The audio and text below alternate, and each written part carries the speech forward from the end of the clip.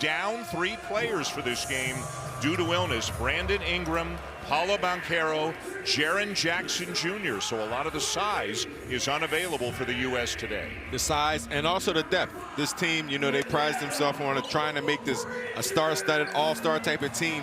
But this team will try to force turnovers. So if you're Canada, do not turn the ball over and allow this team to get in transition. Let's be honest. You make the semis and you lose. You were hoping to play for gold. Now you're playing for bronze. How do you turn the page on a semifinal loss and try to get motivated once again for this game? Well, you're still playing for respect. And all these guys are familiar with one another, bragging rights. But again, this is an opportunity to get better and make sure you keep leading the charge for the future, because that's what it's about. Yeah, there's no mystery right now between these guys. Everybody on the court at the moment, the starting 5 for Canada and the starting 5 for the U.S., they are all NBA players. Some of them are teammates. They have all competed against one another. Up and down, you think? Up and down for sure. Both teams want to get the ball in transition. The physicality will not be there, but the talent level and excitement will. The USA's been playing a small lineup, 1 big and 4 guards. So at the moment, and actually Canada has gone small with their starting lineup as it goes for Dylan Brooks. Lou Dort is starting. Kelly Olynyk not on the floor to start the game for Canada. And that's something you put Dylan Brooks at that stretch 4 position. He can take you outside. And at that time, you saw him posting up Jalen Brunson, getting a nice jump hook in the paint. Yeah, there is no fear about the USA dominating size-wise like some of the international teams do. It's just not the way they have played. The one big guy on the court right now is Walker Kessler, but Steve Kerr has opted to go 4 guards and a big for the entire tournament. There's been some criticism of that because they have been manhandled on the glass at times. And you see in FIBA basketball, the teams that have the big guys, they really take advantage. They will exploit those smaller teams, using it for rebounding, the physicality. As you see Mikal Brooks talking about the physicality is not there. He already has something going on with his nose, looks like. Yeah, looked like a bloody nose, and he ran into his own player, ran into Walker Kessler's shoulder. Maybe the chemistry's not there. So he sits down. He'll have to get a little bit of medical attention. So Austin Reeves, number 15, who's been a real spark plug offensively, plays for the LA Lakers. Kessler comes down with a rebound over Powell, but then loses it. And Canada back the other way. Shai Gilgeous-Alexander the kick. A clean look for Dylan Brooks. And Canada off to a nice start. And how about Dylan Brooks shooting from the perimeter? Just unbelievable, being very consistent, finding himself running, and Shai doing a nice job finding a hot hand throughout the tournament. Brooks now with that make over 50% from beyond the arc in this tournament. And now Josh Hart of the New York Knicks is called for a foul. I've got to mention, one of 3 Villanova Wildcats on Team USA. So we've got Alvin Williams, who played for Villanova. We got 3 Villanova guys on the floor. But I think it should be known you're an honorary Canadian today. You know, darn right I am. Gilgeous-Alexander off to Lou Dort. And how about this start? 8-0 Canada. And Dan, the games that USA lost, they were hurt from the 3-point land. Giving up threes, Germany, Lithuania started the game out hot, making 3-point baskets, getting themselves early leads. The U.S. has allowed more points per game than Canada has in this tournament as Reeves makes a basket, but looks like he is favoring an ankle or something on the way back down the court. And he's struggling. Austin Reeves is really struggling to get back up the court right now. Anthony Edwards off to Jalen Brunson. Inside, and an easy 2 for Walker Kessler. And that's the time right there you see Lou Dort. He's the bottom guy. When you're the bottom guy and you get beat baseline, someone has to come over and help and get in front of or in between the big for that drop off. So you got 10 NBA guys playing in a FIBA game as R.J. Barrett drives, finds Powell, but he's rejected at the rim. And Walker Kessler, about as good a shot blocker as you'll find. He definitely will defend the basket and the goal. Even for the Utah Jazz, he did a nice job his rookie year to do those things and be that rim protector. Barrett draws a foul. And with the illness that has sidelined 3 players, only 2 big guys available for Team USA, and that's Walker Kessler and then Bobby Portis Jr. coming off the bench. This USA team, they're all NBA players as Bridges continues to get looked at, and they're very good young players. Some of them figure to be on the Olympic team, you would imagine, but by FIBA standards, Team USA is extremely inexperienced. Canada actually came into this tournament, this group, with much more FIBA experience than Team USA did. Yeah, and that's going to play a big part. You have to learn how to play within the style again, the physicality, and once again, playing together. This FIBA style, this international style of play is together, is continuity, is read and react, and you have to trust each other. And the only way to do that is to play together many games. Edwards the kick. And a corner 3 won't go for Bridges, who has checked back in. And Canada back the other way with a 5-point lead. Brooks tried to get it up on the rim for Dwight Powell. Missed him, and Hart in transition at the other end. And this is where really both teams can do it. Live ball turnovers are a killer in this kind of a game. No, it is. And you see 2 teams, again, getting out in transition, alleviating that half-court offense. Brooks for 3. Knocks down another one. The assist to Gilgeous-Alexander. And how about Shea? This is a game he's very familiar. He'll be able to get into the paint and score, but he's diming and assisting his teammates. And a heady play there by Jalen Brunson as R.J. Barrett commits the foul. They'll be talking about that at Knicks training. No, they definitely will. He got him right on his heels. But you see Shea drawing the 2 defenders, finding his teammate Dillon Brooks. Again, when you're the point guard and you know what the tendencies are and whose strengths, he's finding Dillon Brooks, getting him opening looks. Good job by Shea. We were talking just a few minutes ago before the game began about what this experience must be like for Dillon Brooks. It was a tough year for Brooks, and now he signed a new contract. He's got a great deal with Houston. But Dillon Brooks has said things like, you know, these are my brothers, and to feel loved and appreciated. He's played great in this tournament, and it just feels like this has been a very fulfilling experience for Brooks. And it's one of those things where you can take this experience and transfer into your NBA season, and now you become a different type of player, a more improved type of player, an all-around player, and most importantly, a more mature player. For a young Houston Rockets team, that's going to be needed. And for the Canada basketball program, they know what they have now. From Dillon Brooks heading into Paris next year, how important he is. Everybody knows how important Gilgeous-Alexander is. Great steal by Powell. Dort with a strong drive. Off to Powell for the flush.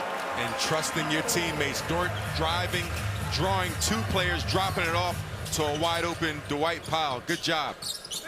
Brunson surrounded, stripped away by Powell. Dort in transition, lays it in. And Canada, they gearing out in transition, beating USA at their own style of play. Good hands, defense to offense. One of the biggest concerns for Canada, you would imagine, coming into the game as Reeves knocks down a shot, is the USA has 12 NBA players. Canada's got 7. FIBA, as we know, it's not just about how many NBA guys do you have, but this game's a little bit different because it's Canada-USA, the 2 North American teams. Strong finish by Shea. But Steve Kerr and USA's depth diminished. 3 players out with illness. Bridges no. And Canada, you got to imagine, will rely very heavily on the top 7. Dort. And the rebound down to Bridges. And again, you mentioned it, Dan. This is a different game. Canada playing USA and the pros playing. Looks like a more intense all-star game. You see Jalen Brunson getting to that left hand off the glass, but both teams are scoring at a high pace, and they're getting the ball up and down the floor very quickly. Way fewer fouls, way fewer whistles. Gilgeous-Alexander back to his feet as Canada heaves a sigh of relief. R.J. Barrett from the baseline to extend the lead to 7. And I like that patience by R.J. allowing Dwight Powell come out, setting the side pick and roll. He used it and knocked that mid-range shot down with the left. Edwards, quiet so far, misses this one. And Canada back down the floor. They are 8 for 12, shooting 67% so far. Dort, the shot fake and the kick. Gilgeous-Alexander. And the rebound down to Reeves, but Powell takes it away. wide open in the corner. Lou Dort for three. And a timeout taken by Steve Kerr in Team USA. The best start in any... Guy gotta clear it.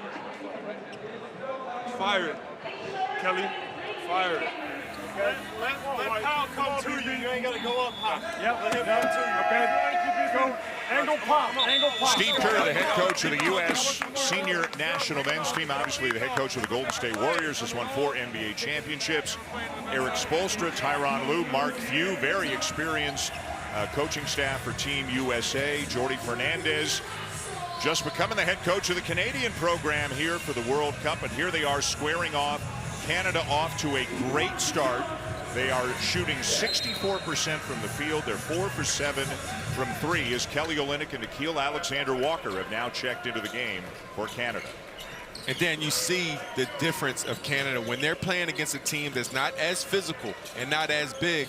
They are very comfortable and they're getting shots. You see Edwards knocking down the shot, looking comfortable himself. But that's something when you go forward, you look at your personnel and you look at your style of play and see how you can address your weaknesses. Bobby Portis and Tyrese Halliburton into the game now for the U.S. Halliburton plays for the Indiana Pacers, so he's buddies with Andrew Nembhard and Benedict Mathurin as R.J. Barrett gets to his strong side and lays it in again. And you like it again, just getting wherever they want to get. They're getting shots that they want to get, and they're getting practice shots. Portis rejected by Olynyk. Still working at it and finishes with the left hand. Bobby Portis is somebody, sees his minutes, ups and downs, but in the NBA, he's a very underrated player, but a reliable player. When he's needed, he's called upon, he does his job. Alexander Walker misses the three. Olynyk the tip. Barrett for three. Yes! And Canada's lead grows to 11. Just out hustling USA, getting loose balls, getting turnovers, offensive rebounds, good backdoor cut. And Lou Dort commits the foul on Anthony Edwards. But the one thing you want to make sure doesn't happen, you don't want Anthony Edwards dunking on you and everybody get crazy and fired up. And these two know each other. They played 4 games against one another last year in the league. So Dort is very familiar with Edwards. They are very familiar. Dort is somebody who will be guarding Edwards, using that frame, that physical frame. You see Melvin Ejim checking the game early.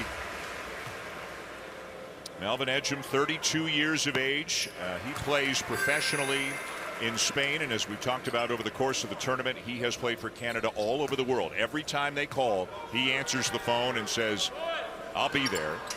And he has not played a ton of minutes, although he's appeared in every game for Canada. But a lot of people pointing to him as kind of the older spiritual leader of this Canadian team.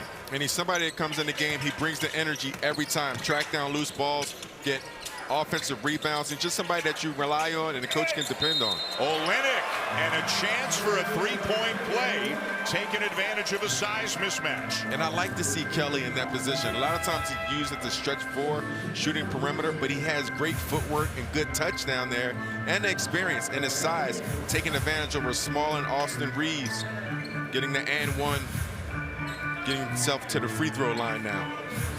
The USA in this tournament allowed 110 points to Lithuania and 113 in their semifinal loss to Germany, which, by the way, was probably the game of the tournament so far. Fantastic game. But they have struggled on the glass, especially their own defensive end, and they have struggled defensively overall because they're giving up a lot of size. And also, Dan, as you see a nice play over the top to Bobby Portis again, you have to get rid of the NBA mindset. You have to play defense in FIBA style basketball. You have to be physical.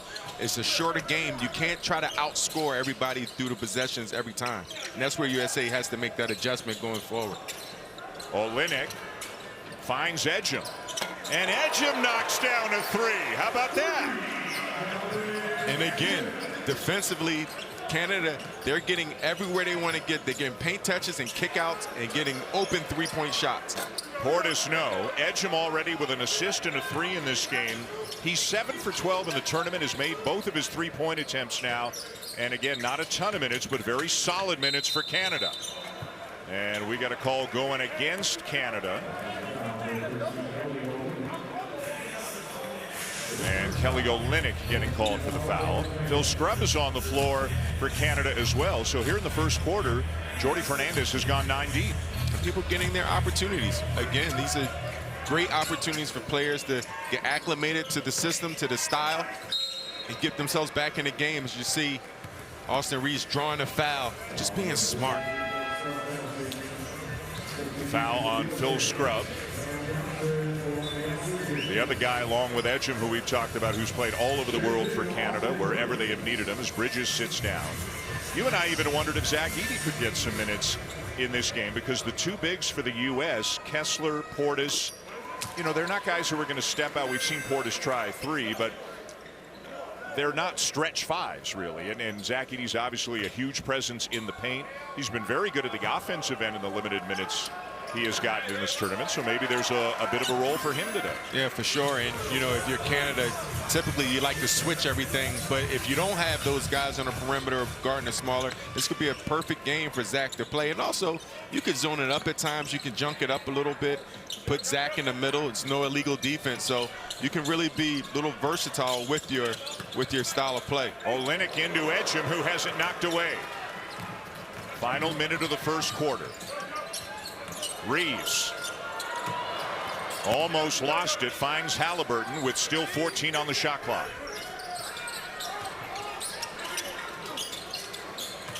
Cam Johnson in the game now for Team USA. Portis gets Olynyk in the air and knocks it down. Some nice minutes for Bobby Portis. Yeah, very efficient. 3 for 3, taking his time. Canada doing a nice job of contesting, but USA just a little bit better offense. And Canada holding for the final shot of the first quarter, and it has been a good one for them. Brooks the screen. Alexander Walker the 3. Tipped back out, and the first quarter will come to an end with Canada shooting the ball well, knocking down some 3s early and leading U.S. by 9. You're watching the bronze medal game at the FIBA World Cup.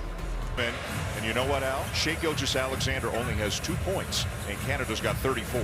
And Shai really still led the charge by distributing the basketball, getting the ball inside, finding Dylan Brooks, finding his other teammates, being a consummate point guard that he is, knowing he can impact the game, not just by scoring. Shai back in, and Zach Edey is into the game, here to open up the second quarter, as Josh Hart knocks down a 3 to get the United States back within 6. Jordy heard you, Dan. Put Zach Edey in there. So 2 bigs, Olynyk and Edey, are out there together. Edgem back to Kelly Olynyk. Nice shot fake. Steps in and buries it. Well done. Good patience, not settling for the 3, taking a contested 3. 1 dribble, pull up, get about 18 feet. Almost automatic for Kelly. 10-year NBA vet, now with the Utah Jazz. Portis lays it in. Beautiful feed from Tyrese Halliburton, who has had 38 assists to just 10 turnovers in this tournament. And that's what he does. He's a very good passer. They couldn't connect. Olynyk just a little bit beyond the reach of Zach Edey. Otherwise, he had an easy 2. Edey down with a rebound. Edey, the NCAA Player of the Year, the Wooden Award winner at Purdue University last year, just 21 years of age. And Kelly Olynyk called for the foul for Canada, and that will be number 2 on Olynyk. He becomes the first player on either team with 2 fouls. See Austin Reeves flopping a bit. Kelly Olynyk doing a nice job of running the floor, trying to get deep position, and that's something Canada can do with their bigs in the game now. Reeves drives right at Zach Edey, and he's called for the foul, much to the chagrin of Jordi Fernandez. How about this experience for a 21-year-old who's going back to Purdue for his senior year? And he can talk, and he can give his team more insight and more experience just by his own experience from this past summer. Olynyk's going to sit. Brooks back in, so Canada gets smaller. But again, the USA, a small team, so they can match up.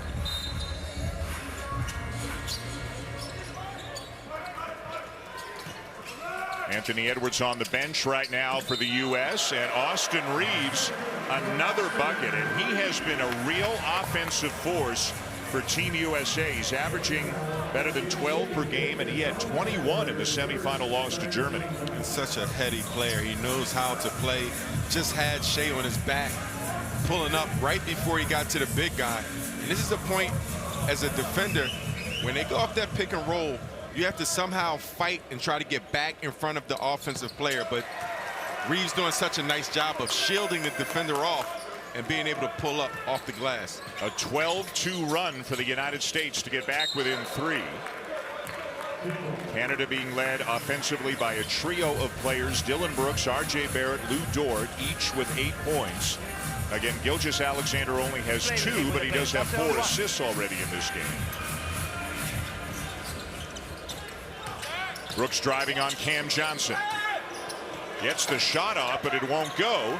And back comes the U.S. And you see Canada going away a little bit from the team play that they were having, as you see Josh Hart doing what USA want to do. Get out in transition off of a miss and get right to the rack.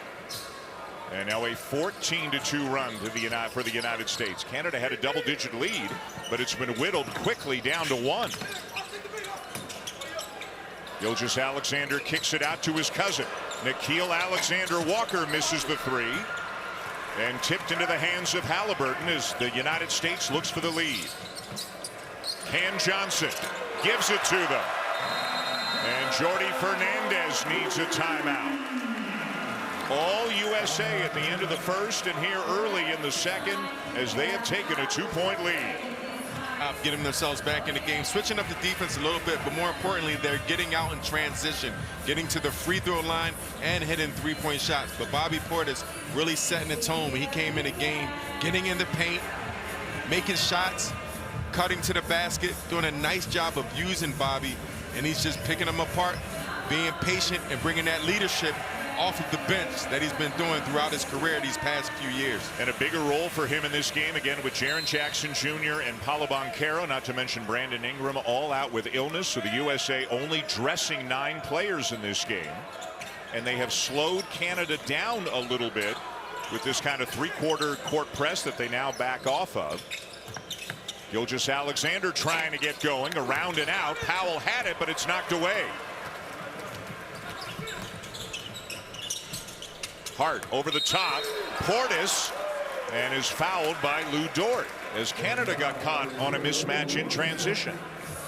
And if you follow Bobby Portis and the Milwaukee Bucks, when they're shorthanded, if Giannis is out the game or Brook Lopez is out the game and he comes in and starts, he's averaging double-doubles, he's rebounding, he's doing all the other things. So Canada has to know that when Bobby's out there, he may not play a lot of minutes prior, but when he gets in there, he's going to be productive. And from watching a lot of the USA games, every time you get a look at Bobby Portis, I mean, he is engaged. He is fired up and has been from the moment this event began. He has played very hard.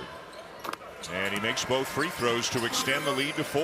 And that engagement, that helps him when he's not playing, being in the game plan, being supportive. When he's actually playing, it's not hard to transition emotionally because you're in the game at all times. And all of a sudden, Canada has gone cold, both from beyond the arc and around the rim as Hart turns it over in transition. And again, you mentioned it, USA went to a 2-2-1 3-quarter press just to slow the team up, give them a different look. And Canada hasn't adjusted yet. But good hands by Dylan Brooks as he knocks the ball off of Josh Hart.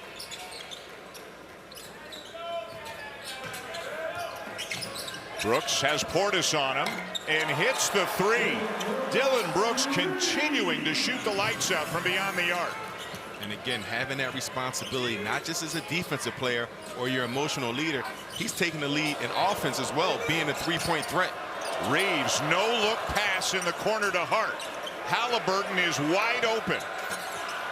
Misses the 3, and Gilgeous-Alexander down with a rebound for Canada. Into the paint, the foul, and 1. Classic Shai Gilgeous-Alexander. You're talking about somebody who just knows how to get to the line, gets his offense, averaging 31 points a game for the NBA, in the NBA. But right here, just has a one-on-one opportunity, puts his shoulder in there a little bit, off balance, going away from the basket, and still knocking it down. There's only one All-NBA player in this game, and you're looking at him, Shai Gilgeous-Alexander. And obviously, when the time comes for the U.S. to put together its Olympic team, you know, there will be some changes. We may see a Jimmy Butler, a Devin Booker, a Jason Tatum, as Mike Bartlett, the CEO of Canada Basketball, looks on with great interest in the arena. I would think Anthony Edwards will be offered a spot on the team with the way that he has played in this tournament. But again, this is a younger group, and there will definitely be a number of changes when the U.S. puts together its Olympic team for Paris. No doubt about it. It's going to be very interesting to see the selection process. And for Canada as well, there will be all kinds of interesting decisions as well. A topic for another time. Today, it's about trying to win a medal. Powell the rebound as he knocks down Lou Dort in the process, but that'll happen. Yeah, you like it. Go for it. Go for that rebound, man. Anybody get in the way, that's their fault.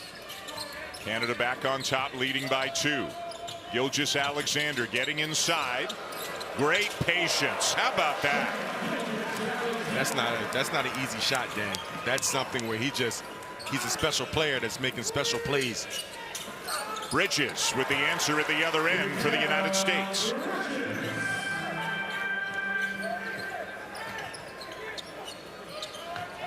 Now R.J. Barrett posting up, but missed it. Boy, got everything he wanted, but couldn't finish it. Jalen Brunson inside. And it's out of bounds to Canada with 5:17 to go in the half. You talked about it. RJ did a nice job of posting up, finding different ways to score the basketball. Just didn't finish, but you like how he read that play and saw his opportunity. You see Mikal Bridges with a nice pull-up. His game has just evolved. Being a bench player, not even a bench player, I'm sorry about that, a role player in Phoenix to stepping into the go-to guy for the Brooklyn Nets. Gilgeous-Alexander got the switch but missed the jumper, and back comes the United States. Edwards threw it behind Brunson, out of bounds. And a break for Canada. And Canada doing a nice job of switching up their defenses a bit. They came out a little half-court trap, just switching it up, making USA a little uncomfortable, and you see USA with a half-court trap as well. Lou Dort. Off to Barrett. Misses the 3. Rebound Halliburton. And right there, I would love to see R.J. Barrett find out he had a Kessler on him. Just drive him. You got your left hand, get right to the rack.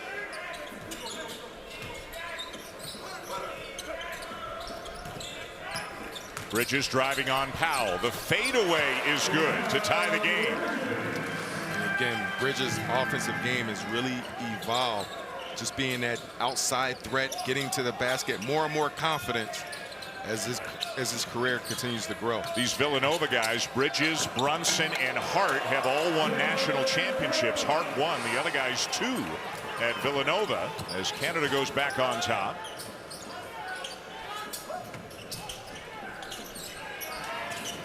Halliburton with a floater from the baseline. Kessler had it. It remains with the U.S. And this would be a perfect time for Team Canada. Just pick up the energy a bit. I feel like if you put that energy on them and you go for everything, you see Dillon Brooks again, not just knocking out threes, getting to the rack, and he's bringing his whole game.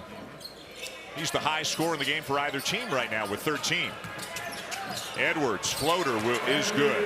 He can score in so many different ways. And now he's using that pick and roll, almost being a master. Using that pick and roll, can pull up, floater, or get all the way to the rack with flushes. Gilgeous-Alexander, no. Powell tips it out. Brooks runs it down. Dort saves it, and Canada's got 10 to shoot. A good hustle by Canada. Brooks around the Powell screen. He had Dort in the corner, didn't see him, and missed the runner. Now Brooks on Edwards. And Edwards cleverly drawing the foul on Dillon Brooks. You can see a different type of offensive player Dillon Brooks is guarding. He's strong enough so Dillon really can't overpower him, but he also is crafty enough that's going to keep Dillon off balance a little bit. So Edwards is a special offensive player, but Dillon is up for the challenge, but it's just going to be a total different look, the type of player he's playing against. 2 on Brooks, 2 on Dort. That's it for Canada with 2. Remember, in the semifinal against Serbia, they were in foul trouble from the moment the game began, and it really impacted it. USA 1 of 2 for Edwards, and a 1-point lead with 3:13 to go, and it feels like a fair fight the way this game is going. It feels like both teams are engaged, and either team could come away with a medal. And as Jordi Fernandez said, this would be, again, Canada's never medaled at the World Cup. And you go home with a bronze, you're physically going home with something. Fourth place would still be a great accomplishment for Canada in a tournament such as this, but to win this game and to get on the plane with a medal would really be a tremendous accomplishment for this program. And it's a measuring stick, right? It's an accomplishment, something that hasn't been done, but it's also a measuring stick because we know, and you know how far you have to go and what do you have to improve on. But again, just getting that medal or that accolade, that's going to help your confidence, and that's just going to continue to grow throughout the future. So everyone's going to see it. The kids are going to see it. They're going to be a part of it, and that's special. Neglected to mention also Kelly Olynyk has 2 fouls, so 3 Canadian players each with 2, but it does not feel like foul trouble for Canada. Although you looked at the U.S. is in the bonus, Canada is not. Just 1 American foul in the second quarter. A look at the great Pau Gasol, one of a number of FIBA ambassadors who have been present at the games. He was a heck of a player, young player for the Grizzlies, and going to the Lakers. I still don't know how they pulled off that trade, getting the Lakers there with Kobe Bryant, but a special type of player and a very good human being as well. Yeah, classy guy, and obviously accomplished so much with Spain over the years in FIBA ball. They play on through the contacts. Just over 3 minutes to go here in the first half. And again, this style suits both teams. It's not really physical, and they get to have the flowing offense, and it's pretty much what they're used to in the NBA. Ooh, Walker Kessler thought he had a clean block. Steve Kerr did as well, but Dylan Brooks is going to the line. You see a Steve Kerr with multiple NBA championships as a coach, as a player. In this bronze medal game, he's still very intense, so you're not going to tell me it doesn't mean anything to him. Got the ball first, then got him on the arm, and they really protect the shooters in FIBA ball. Any kind of contact at all, like you saw the one on Gilgeous-Alexander from behind earlier on Austin Reeves. They take care of the offensive player. And that's why it's always important, you talk about defensively, to having those fundamental defensive principles. Ball you man, stay in between, stay in front of the ball, so you're not always playing catch up. Very challenging when you're guarding guys that are always on the move. Brunson gets it off, knocks it down, and is fouled.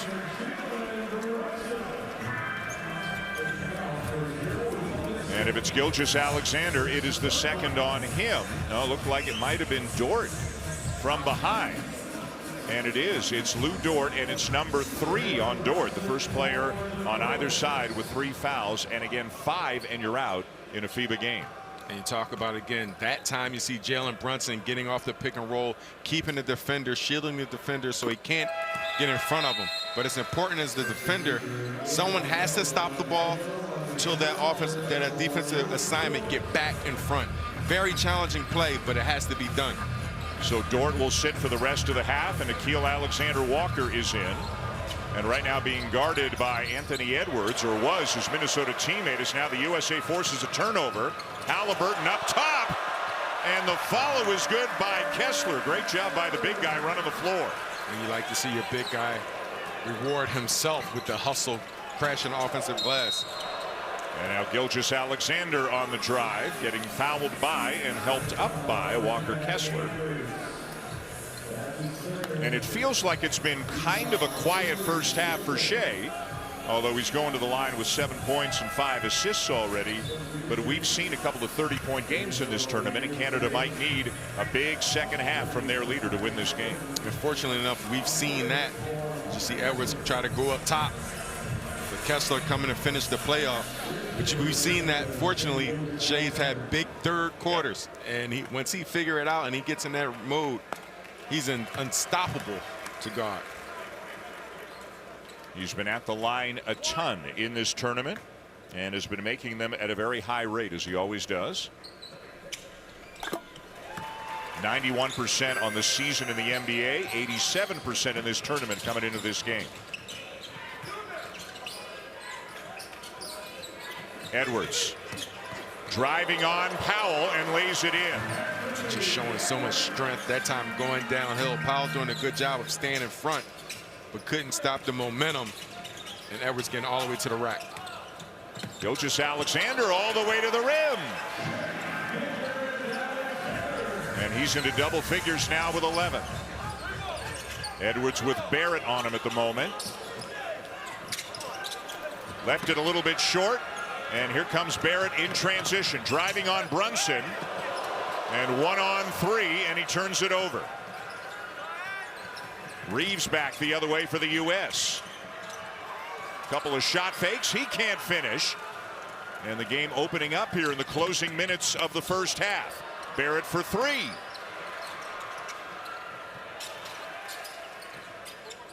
And now they'll slow it down and reset. Gilgeous-Alexander. Wide open Brooks. And another 3 for Dillon Brooks. And Shea, again, right on time, on target. As soon as he saw Jalen Brunson coming for the double, Dillon Brooks taking the opportunity to knock down the 3. And Al Brooks is 4 for 4 from three-point range in this game. He's got 18 points. Canada with the lead and the ball in the final minute of the first half as Reeves commits the foul, but it's a non-shooting foul. The next one would put Canada at the line. And you talk about Brooks being 4 for 4, and you want to pay attention to the scouting report and pay attention to details. If you can't double off of Dillon Brooks in this tournament, he's shooting over 50%, as you mentioned. 4 for 4 for the day, 3 for 3 before that shot. That's a guy you're not going to leave, but good recognition by Shea. Brooks is feeling it. Brooks is feeling it, my friend. He definitely is feeling it. That's 5 for 5. That was off the dribble. That's when you know a guy's feeling it. 21 in the first half for Dillon Brooks. Canada by 4. Brunson the kick. Bridges baseline. And it's out of bounds. Still USA ball with 10 on the shot clock. And I mentioned before, when a player gets beat baseline, that bottom guy has to show. And that time you saw Dillon Brooks. That was the difference. Before, nothing happened. He came over, helped, almost forced a turnover. Brunson to inbound for the United States. Bridges surrounded, gets it back to Brunson. Driving on Brooks and lays it in over him. To get the U.S. within 2 as now Canada can hold for the final possession.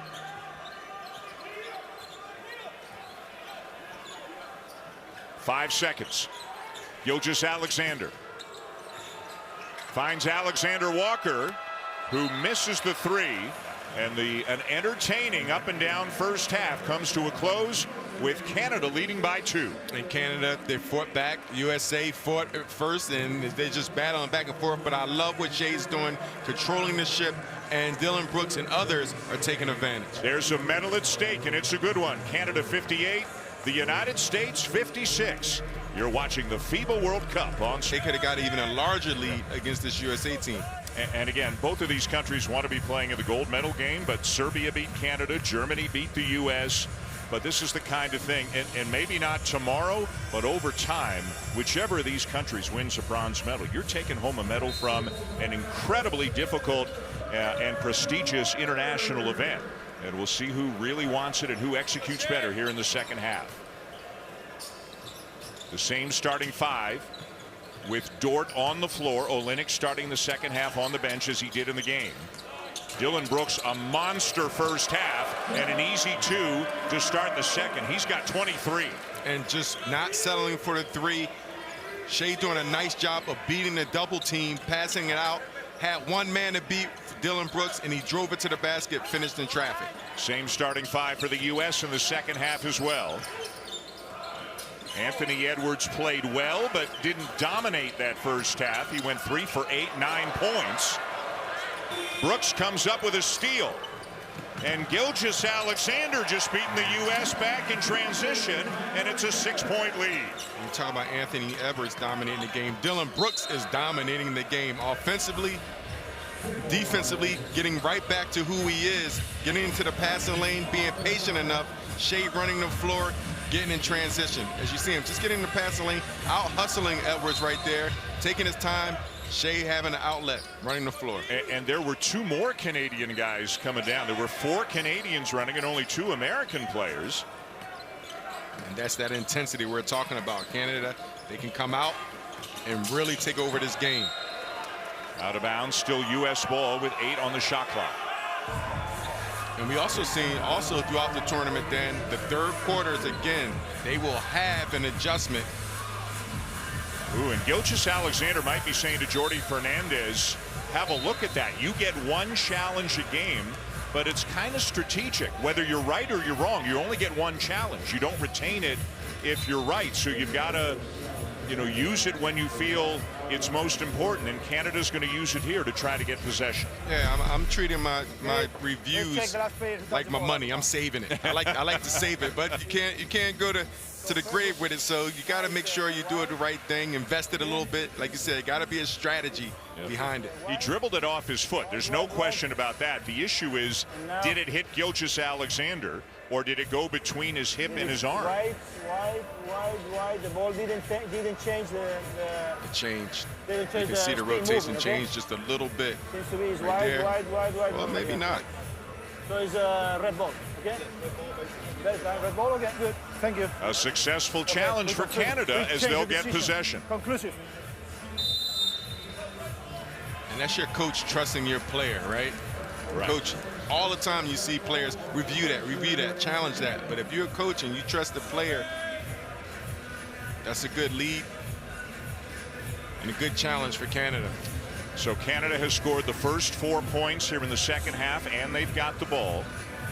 Canada's just 1-21 against the United States in senior men's competitions. That was a FIBA Americas game back in 2005. Denham Brown led Canada with 28. As Lou Dort misses the 3, and the rebound down to Anthony Edwards. Brunson ahead, and Kessler slams it, and Canada not getting back in transition. Canada got to realize USA, they really like to push the ball up the floor with the pass. Jalen Brunson is one of the smartest point guards, smartest players in the world. He will push it up, and he loves to pass the ball ahead. Brunson and Halliburton, a good tandem at the point guard spot for the U.S. Dylan Brooks cannot miss right now. I need to know what that feeling is like. This man is on fire, and Shea continues to find him throughout this entire game. He is 6 for 6 from 3, and he's got 26 points in this game. I'll ask you a question, Dan. Do you think Steve Kerr or anyone saying do not leave him right now? I mean, he probably wasn't the first guy they talked about when they did the scout on Canada, but boy, he better be right now. Gilgeous-Alexander, a step back 3 is short, and the rebound down to Mikal Bridges. Much better job by Canada getting back on defense. Edwards kicks to Bridges. Loose ball out of bounds to Canada. And Josh Hart just always play hard, even his Villanova days, his high school days, as Sidwell friends, getting a chance to see him as a youngster, just playing, rebounding for his size. He's the leading rebounder on this team, averaging over 5 rebounds a game. Do you think right now the Houston coaching staff is reassessing Dylan Brooks' role on the team coming into this season? They are definitely, they got the playbook out and saying who they're going to have. You see Mikal Bridges getting to the rack. They're definitely changing the game plan out for him. And the foul is on Shea Gilgeous-Alexander, as Bridges doing a nice job to initiate the contact and knock the shot down. And that's the challenge when you're playing against a team that's really good in transition. Everyone has to sprint back, and the pickup points have to be sooner. You can't allow these great players, athletic players, to get downhill. Number 2 on Gilgeous-Alexander, who's got 13 points and 7 assists in the game. Everything but the finish there for Shea, and Brunson down with it for the U.S. Edwards the pull-up. And it's a 2-point game, and Jordi Fernandez wants to change the momentum here. The U.S. making a run. Canada by 2 in the bronze medal game at the FIBA World Cup. Start Dwight, Dylan here, Dwight here. All right, you got Scruggs, screen and Shea, explore, flare. If you don't have it, RJ, turn the corner, move cut, you drift. Hey, come on now, come on. Defense on 3, 1, 2, 3. Jordi Fernandez, the head coach of Team Canada, a 2-point lead over Anthony Edwards and Team USA in the bronze medal game at the World Cup. And you're always a little bit wary, maybe more than a little bit wary, of Anthony Edwards getting going. When he turns it on, there are few in the world who can stay with him. Because he has so much in his package. The variety of shots and the moves that he can make and the athleticism and just the mindset is very tough to deal with if you're a defender. He's got 11. He's the high scorer for the U.S., which has had very balanced scoring in this game. R.J. Barrett knocks down a 3, and Canada leads by 5. And I was just about to say that's an opportunity for R.J. to drive the ball, but he had his feet set, and he was in good rhythm just for the pull-up. Dillon Brooks with 6 threes in the game. That matches the most he's ever made in an NBA game. And he's doing it here at the World Cup in the bronze medal game with still 16 minutes and change to go. And he's letting it come to him. He's not forcing anything. He's taking some shots off the dribble, but he's feeling good as you see Jalen Brunson getting to his left hand. That backcourt for the Knicks, the lefty bandits and the New York Knicks with the left hands, very difficult to deal with. That was good offense by Brunson because that was good defense by Dort. Alexander Walker that is fouled. And you'd love to see Shai Gilgeous-Alexander, I said Alexander Walker, I'm sorry. You'd love to see Shai Gilgeous-Alexander continue to drive and pick up fouls on the U.S. players. He's the one player that can put the defense in a bind by getting to the free throw line. He not only gets there, he makes those free throws. He has the ability. Barrett got the switch. He's got Kessler, the shot blocker, on him, so he backs it out. Now Brooks with a drive. Nice feed to Powell. Beautiful offense by Canada. And Dan, I'm telling you, I'm so impressed with Dillon Brooks and just everything that he's doing, driving the ball, dishing it that time. This is the best version of Dillon Brooks. The intensity is there, the drive is there, but everything is under control. Everything's under control. The maturity is there. The emotions is under control. He's playing the stretch forward position. He's taking Kelly Olynyk's place, and he's just providing more offensive sparks as you see Shai get to his bread and butter and deliver. I know it's early in the day, but maybe it's Shai time right now for Team Canada. It's not early over there, and maybe it's time for Gilgeous-Alexander to do the things that he's been doing in this tournament. He has been a remarkable player for Canada in this event, as has Edwards for Team USA as he gets him back within 2. And again, you think about Jordi Fernandez, what he's saying, this cannot be a pickup game, and it's going back and forth. You see both teams over 70 with less than half of the third quarter gone. Both teams shooting over 50% so far in this game as Gilgeous-Alexander gets knocked to the deck. And Dan, that's something that's going to need to be addressed by both teams, USA and Canada. Can you play your style of play with the physicality that these international teams play with? Edwards given the foul, so Gilgeous-Alexander will go to the line. Edwards took a shot. And this is one area where the two teams are different. Edwards is great, and the USA needs him a ton, but the USA does not need any individual player as much as Canada needs Shai Gilgeous-Alexander. He's played heavy minutes in this tournament, physical minutes, but again, we'll say, as we say almost every game, how can you afford to even take him out for more than a minute or two here in the second half? Because again, he provides so much. You know, when you have a player like Shai, the defense is always going to have to pay attention to you. So now it's going to be up to Shai to still, how do you manage and have the balance of scoring, attacking, and getting the others involved? It's going to be on the others as well, but more and more they play together, they'll figure that out. Lou Dort to the bench, Nickeil Alexander-Walker back in, and Powell with a great contest on Edwards. And what a good defensive stand so far by Canada.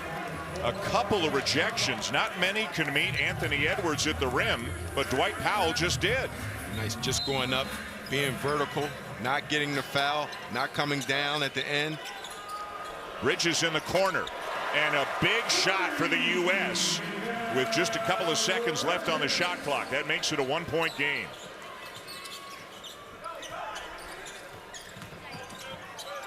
Gilgeous-Alexander switches hands, scores, and is fouled again. He is so tough, Dan. USA that time trying to send a double team, and he just changed the pace. Halliburton never could catch up.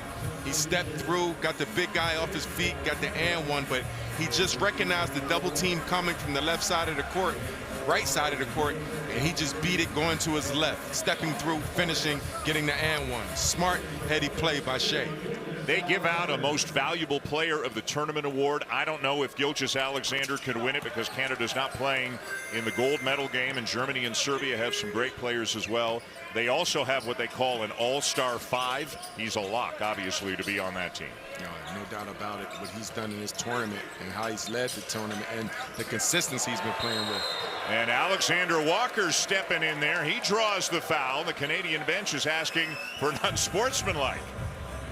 And that's what I like to see from Alexander Walker. Look at him fight through this, just blow up the play. That's supposed to be a dribble handoff with Austin Reeves, and he's an excellent offensive player, but Alexander Walker just blew the play up, fought through it, and got the steal and the foul as well. And they're going to have a look at this to decide if it's an unsportsmanlike. If it's a common foul, it's Canada ball. If it's an unsportsmanlike, it's 2 free throws in the ball. Kind of contact we have in case of upgrade or downgrade the situation. Okay, go back. Stay. Give me.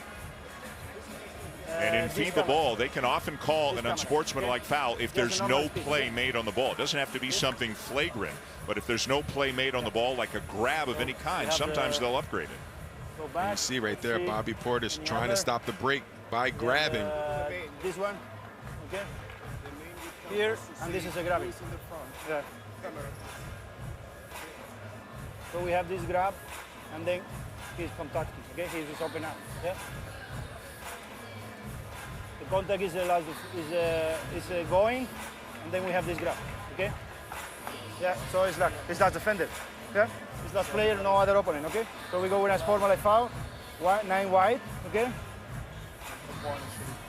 And red one is shooting 2. Yeah. Good.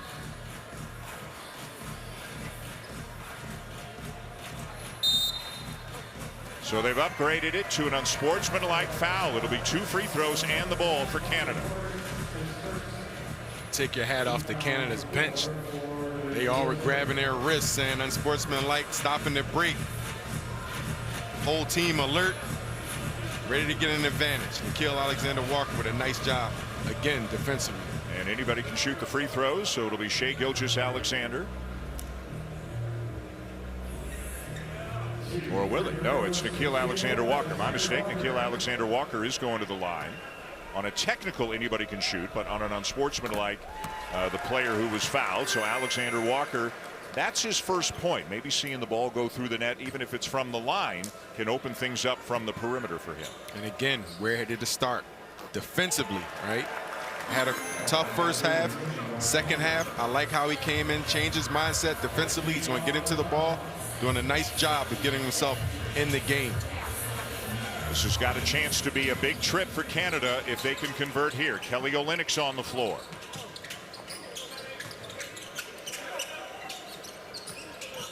Barrett almost lost it, finds Brooks. And his first miss from beyond the arc today. Brooks now some ball pressure on Edwards. Edwards drives and is fouled by Olynyk and will shoot a couple.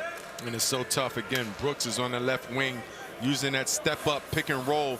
Kelly Olynyk retreating, and as you retreat, Anthony Edwards is going to continue going downhill at you. At some point, you got to stop, face it with your chest and physicality, and make him make a move. Jordi Fernandez working one of the officials as Edwards misses the free throw. It's number 3 on Olynyk, so he's got 3. Dort's got 3. So relatively speaking, Canada's in good shape foul-wise compared to a couple of the other games. And any other fouls on the U.S. here in the quarter, and Canada's at the line. You can say they're not in really foul trouble because the games aren't as physical, so they're not calling the fouls as frequent. Yeah, this has a much different look to it than most of the other games that Canada's played in. Barrett driving on Reeves. RJ gets it off and knocks it down. And that's the drive. Good job by passing over top of USA's zone Little subtle half-court press, but RJ getting to the basket, posting up a bit, getting closer and finishing.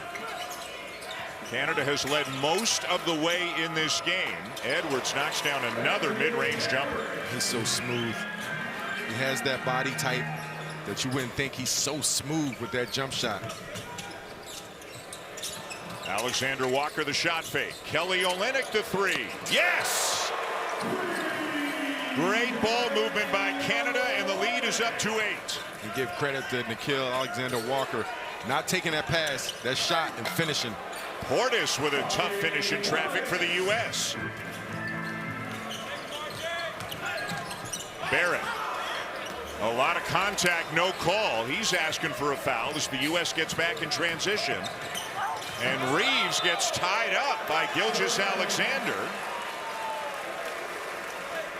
Good defense there by Shea. And it's a held ball in the possession arrow, giving it to Canada. And eventually, actually, Reeves just kind of lost it, bounced off the body of Olynyk and out of bounds and turned it over as Lou Dort is back into the game. And you like how all the Canada players just collapsed on the ball and was there for each other, forcing a tough situation for Austin Reeves. It is a reachable goal. They are up by 6 late in the third. A bronze medal on the line today. Alexander Walker, the corner three, and it's up to 9. And you look at Alexander Walker now and back in the game. The shot looks good, but he made a great assist. Defensively, he put himself in the game. Now he's making his shots.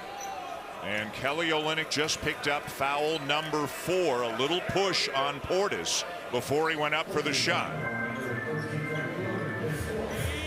Good job. We see RJ drawing 3 defenders, finding a teammate. And that's what you want to do as an offensive player when they keep having so many bodies. Once they're there, find your teammates. It'll open it up later as the game go on.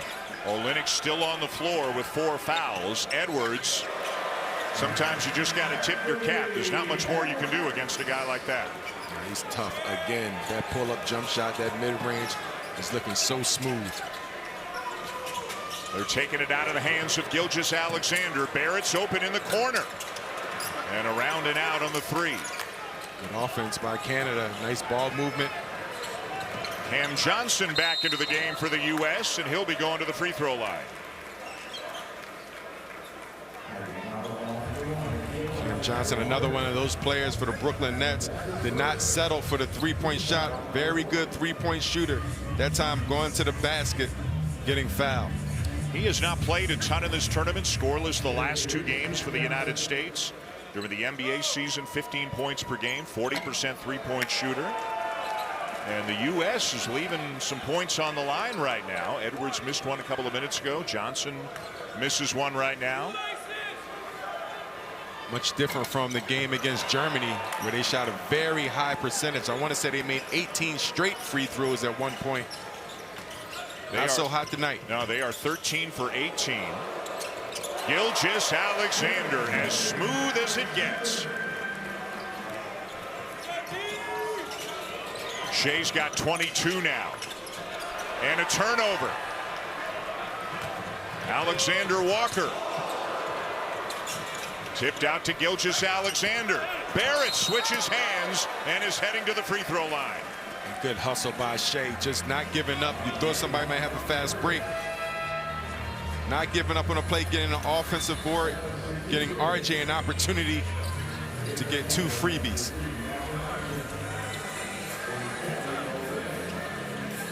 And then RJ's been doing a nice job still moving without the ball, starting to figure out he's an offensive-minded player. But now he's really figuring out, can I get points in transition? Can I get points from the perimeter? Can I get points moving without the basketball? The more and more he does those things, he's going to find out it's going to be more difficult to stop him as a complete player. And here's a bit of a break as Gilgeous-Alexander sits down, likely for the final 52 seconds of the quarter. You get about 1.5 minutes or 2 minutes at the end of the quarter, so you get him a little bit more rest. And every second you can have Gilgeous-Alexander on the floor is good. Barrett makes his free throws, and it's back to a double-digit lead now for Canada. Now you just got to get stops, string stops together. You start hearing the coaches always talk about stringing stops together. This is when Canada has to do that. Melvin Edgem switches on to Austin Reeves. Reeves into the paint, little shoulder, and he makes the shot. He's got game at the offensive end. And it's almost virtually impossible to stop as well when his ball handling ability, his passing ability, and then finally his shot making ability. Edgem really a small ball 5 out there right now for Canada. No Powell, no Olynyk on the floor at the moment. Alexander Walker into the paint. 4 to shoot. Brooks the pull-up. And the rebound down to Portis. Final possession of the quarter to the United States. It'll be Edwards off balance 3. Would have counted had it gone. Canada finishes the third quarter well. They lead by 9, looking for bronze at the FIBA World Cup. We've had a lot of dignitaries, Pau Gasol, Luis Scola. We've seen Carmelo Anthony, Sue Bird. And there's one of the dignitaries of this tournament, one of the celebrities of this tournament, Shai Gilgeous-Alexander, who has had a fantastic World Cup trying to lead Canada to a bronze medal as Dort and Reeves just got tied up. And if the foul is on Dort, that'll be number 4 on him. And you talk about stringing stops together. This is one of the guys you want on the floor. You're going to need him on the floor with his physicality and just his effort on defense. But it's interesting the way the officials call the games and the different areas of the floor. And when you're guarding the ball, not so much. When you're off the ball, there's a lot of physicality closer to the rim. How do you figure out how the referees are calling it? And the more and more international play and experience you have, the more helpful it will be. So Gilgeous-Alexander rested for the last 52 seconds of the third. And now Melvin Edgem called for the foul. He can't believe it, and that's the most experienced FIBA guy on the floor by a wide margin. Is Jordi Fernandez right now again playing with a small lineup? No Powell, no Olynyk. And he's saying he used that left arm to try to elbow and hook his way around me, and the video kind of supports that. And it's a little chicken wing action, and right there, that elbow give you an opportunity, it gives the offensive player an opportunity to get to the basket without the defender in front of him. And it looked like Olynyk was getting ready to check back in. We haven't seen Powell in a few minutes. Remember, he was dealing with a back issue coming into this game. He's played 19 minutes, and he doesn't have foul trouble. And it is Olynyk checking back in, and you might have seen Powell in the background again. He's got that heat wrap around his waist that he's been wearing at times in the tournament, but trying to play through it and give Canada whatever he can.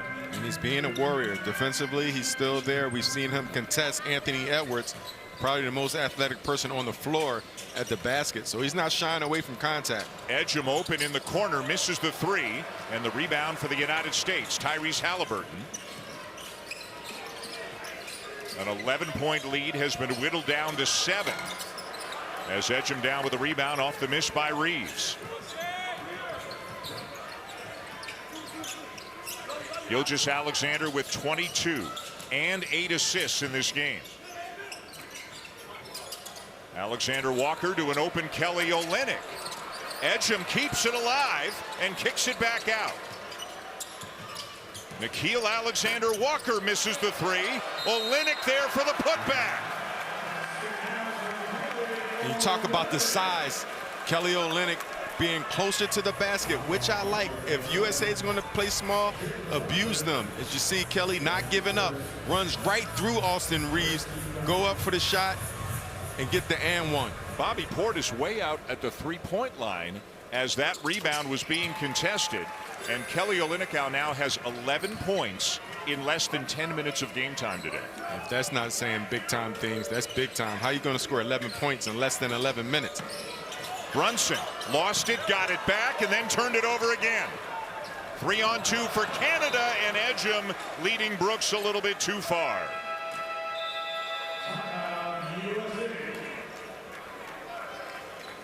A 10-point lead for Canada early in the fourth quarter as Steve Kerr has called a timeout for the United States. 8:42 to go in the break.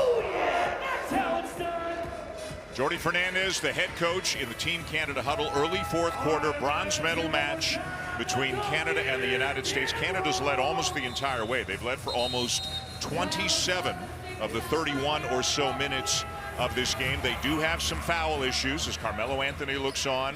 Olynyk's got 4. He's on the floor. Dort's got 4. He's on the bench. Edwards can't get the shot off. The kick to Bridges. And Bridges is fouled by Edgem and will shoot a couple. Bridges a tough cover. He's a very tough cover. Continues to grow offensively. He's knowing now how to get themselves to the free throw line. He's getting that reputation, but a lot of times he uses his length. He has very, very good touch from the outside. And getting to the basket after working on his ball handling is making him a more complete basketball player. Edgem out, Barrett back in.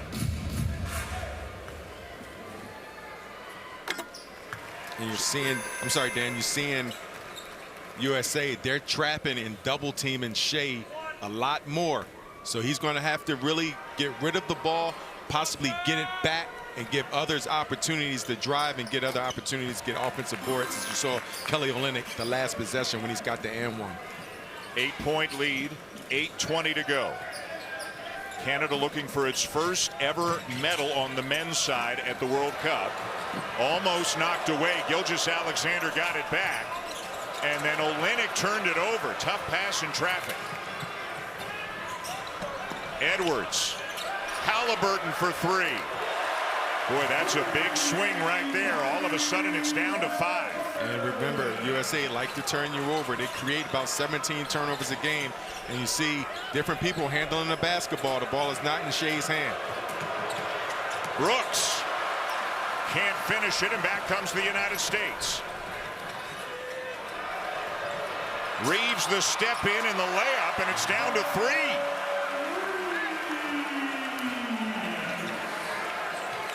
I see Canada speeding up just a little bit, and USA picking up the defense. Reeves called for the foul. It reminds you so much of the pickup games that you talk about. As soon as it starts coming down to winning time, now everything picks up instead of the first 32 minutes of the game. And like you said, they are face guarding Gilgeous-Alexander, trying to deny him the ball. Boy, Reeves with so many moves to the offensive end. So whether it's Brooks, whether it's Alexander Walker, we even saw Kelly Olynyk bringing the ball up over midcourt last possession, dribbling through the legs. Canada trying to find different ways to initiate their offense. And you see it, it's a turnover, it's a missed layup. But once you get the ball into your quarterback's hands, things are much more comfortable. But USA, they're trying to get the ball out of Shea's hand.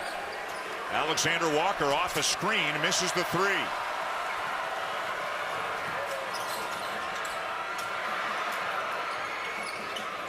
Edwards with Olynyk on it. Step back at the elbow, but he missed it, but it's tipped out. Boy, Canada got caught watching the ball and not putting a body on anybody, and the USA has tied it. And again, the one-on-one move mesmerized the entire Canada team. And when the shot went up, everyone just stayed and watched and didn't go for the rebound. Got to continue to play multiple efforts. You see right there, that's a tough cover for anybody. But look, Canada's just watching. Nobody's crashing the glass. They're not playing like the game is on the line. You got to continue to play. That was Mikal Bridges coming flying in from the corner on the weak side. Like he's not even in your picture right now. There's Bridges, and nobody got a body on him.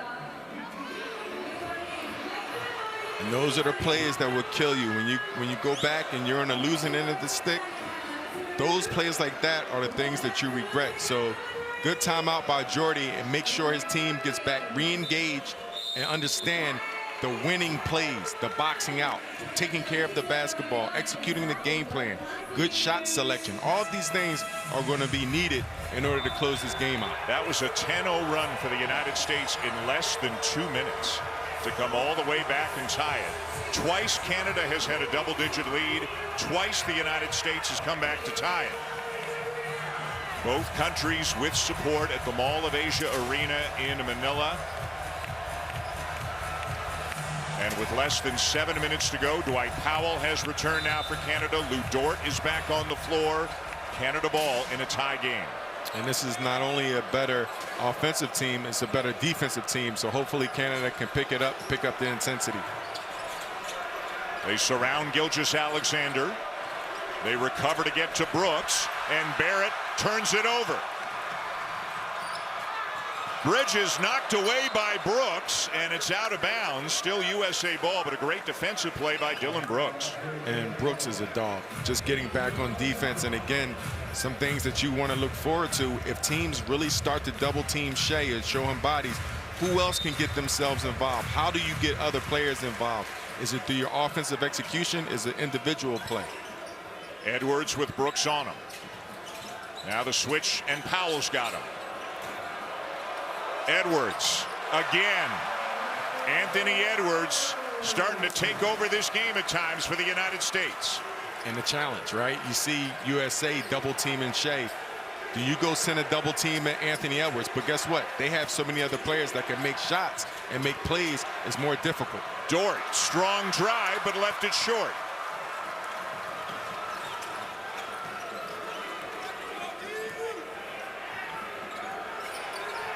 And again the switch, and Powell out on the perimeter on Edwards. Now here comes Brooks to help. Bridges in the corner, and Canada ball.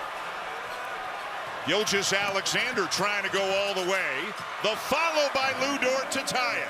And that's basketball right there. You see Lou Dort doing what he does best, being athletic, not giving up on a play, being relentless. But good defense by Canada, sending a double with Dylan Brooks, forcing someone else to shoot the ball. Reeves is fouled and will shoot a couple.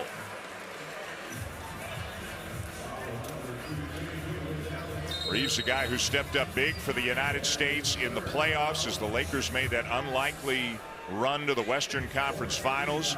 Gilgeous-Alexander was looking for the call, didn't get it, but Lou Dort cleaned it up. And I like that again. When you aren't the guy that has the ball in their hands as much, how do you impact the game?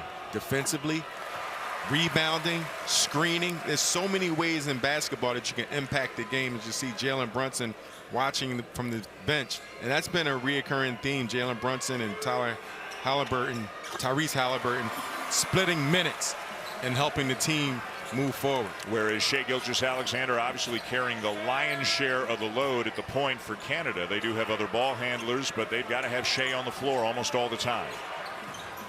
Certainly now. Brooks into the paint, off the glass and good to tie it. And I like that. Again, Brooks, he already been a threat from the three-point land. Now he's driving the basketball. 28 now for Brooks. Bridges, the extra pass. Edwards, the extra pass. Portis for three. And a foul against the U.S. Bridges battling for the rebound with Brooks. And Brooks, again, just doing everything that the team needs. Defensively, he's getting back on defense, boxing out, going for boards. You see him down there battling a crafty Mikal Bridges, a long, athletic Mikal Bridges. And not that Portis can't shoot the three, but Canada rotated quickly enough that it wound up in the hands of Portis for the three, and Canada can live with that. Boy, what a game, what a tournament Dylan Brooks is having. One of those things you call like a coming out party. And you mentioned Dylan Brooks is not the most popular guy, most liked guy because of his attitude, but he's doing a nice job of reinventing himself in the World Games. The U.S. has gone super small. No Portis, no Kessler. Barrett misses the three and Reeves the rebound. There is no big of any kind on the floor right now for the United States. Bridges over Powell. And Powell the rebound. Barrett takes a bump and finishes. Canada's got the lead. And Barrett doing a nice job of recognizing that was a one-on-one play, backing up, going all the way to the rack, going right, getting back to that left hand for the finish. R.J. Barrett, a guy who's used to the spotlight. You play at Duke, you're in the spotlight. You play for the Knicks, you're in the spotlight. And he's been playing for Canada for a long time.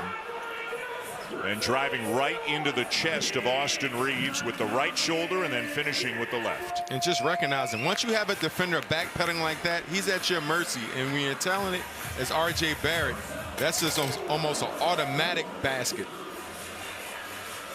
And Canada with some support in the arena. 100-98. Canada leading by 2, trying to medal for the first time on the men's side at a senior international event. They have held the lead through most of the game, but the United States has made a couple of runs. Again, the U.S. shorthanded today. No Brandon Ingram, no Paolo Banchero, no Jaren Jackson Jr. USA Basketball saying all 3 are out with illness. But at this point, in this moment, none of that matters. It's about the guys who were there, and Canada tried to take down the U.S. and win a bronze medal. And again, the smaller team in here, as you see Bobby Portis coming back to give some type of presence. Oh, actually, he's not coming back. But USA needs some type of presence on that glass. If not, Canada can use Dwight Powell and Lou Dort and Dylan Brooks and guys like that can crash and then get out in transition and get easier opportunities. And Brooks starting this possession defending Edwards. Powell switches on to Halliburton. Now Reeves sizing up Gilgeous-Alexander. Crosses over and hits. Tough shot. And he's just a phenomenal basketball player. He can make things happen off the dribble. Very underrated facilitator, but he can just score the basketball, as you can see what he's doing now. They're taking the ball, trying to, out of Gilgeous-Alexander's hands. He's got to give it up. Brooks gets it off. Tipped by Powell again. How many times have we seen him do that in this event? And you love it. Just being the garbage man, doing all the dirty things. Tied at 100. The step in by Gilgeous-Alexander, but he's called for the travel.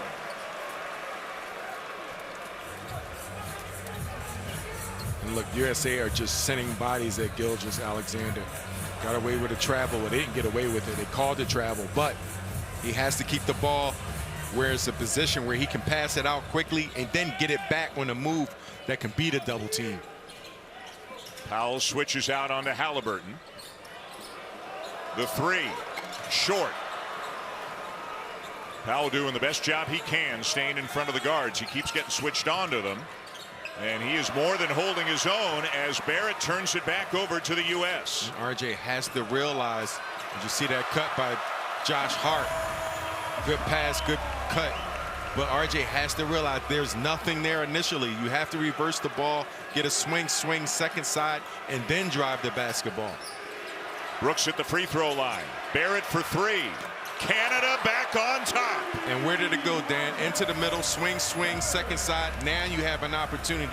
Let the game come to you. Recognize the game. Good job by Dylan Brooks, and good job by RJ being ready. Boy, it's dig deep time right now for players on both teams. 2:20 to go and a bronze medal on the line. Edwards gives it up. Bridges from the corner. And a chance for a 4-point play for the United States. And that's what Mikal Bridges does. He can knock down that shot. RJ Barrett got caught just a little bit, as you see the penetration, watching the ball, not staying home in the corner and having to run out. Missed that. Good pass by Anthony Edwards. And it's just great basketball players making great basketball plays. And that's what it's boiling down to on both sides. So Bridges, 1 free throw coming.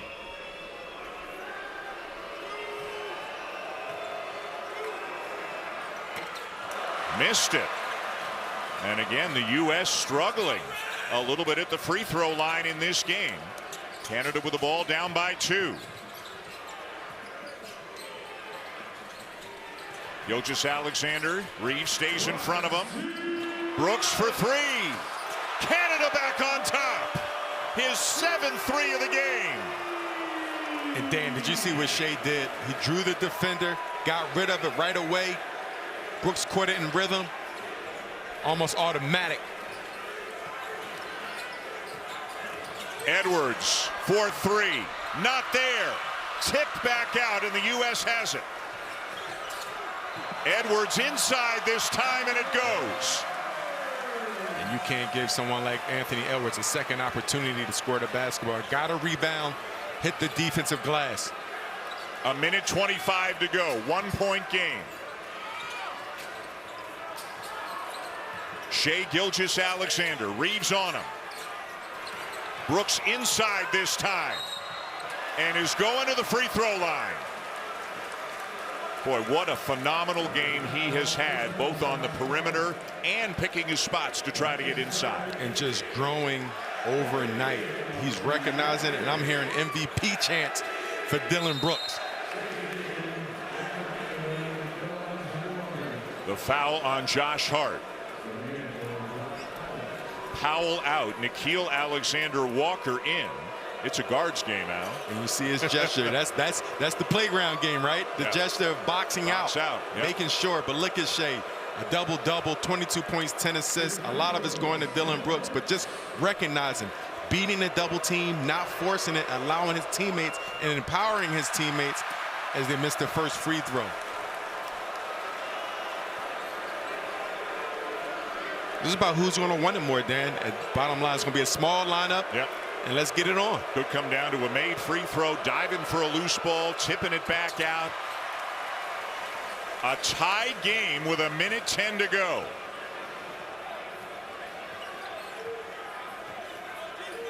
Edwards guarded by Brooks. Now Alexander-Walker switches onto him. 10 to shoot. These are teammates. Minnesota. A missed three, and it's Canada ball. Inside the final minute of regulation, and Canada looking for the lead.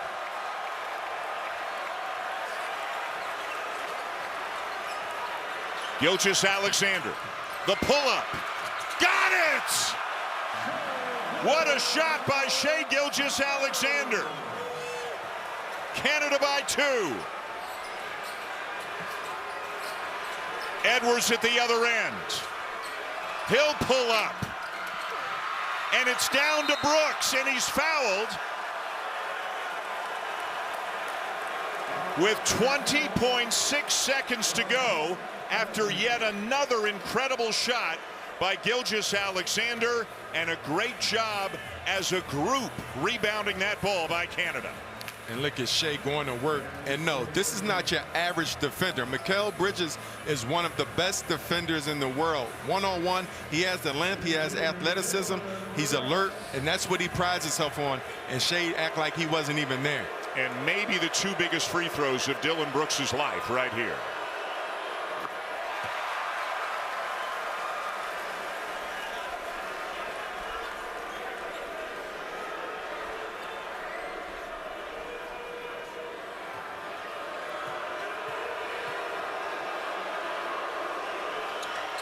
And he buries them both. It's a 4-point lead, 20 seconds to go. And you don't want them to score quickly. You want to make them work, and they're doing a good job of running the clock down. Good job by Canada. Good defense by Brooks. Reeves, no. And now a foul on Barrett. So the U.S. will go to the line, but it's all the way down to 4.2 seconds. 4.2 seconds. You got to look now for USA making the first, missing the second one, trying to tap it out for a 3 to tie the game up. But you got to box out and rebound. Now you might want to bring your big lineup in the game now so you can rebound and secure that basketball. Yeah, that's the last thing that you want to see is a missed block out or a U.S. rebound on a missed free throw. Kessler's back in for the United States, so they bring some size in as Hart sits.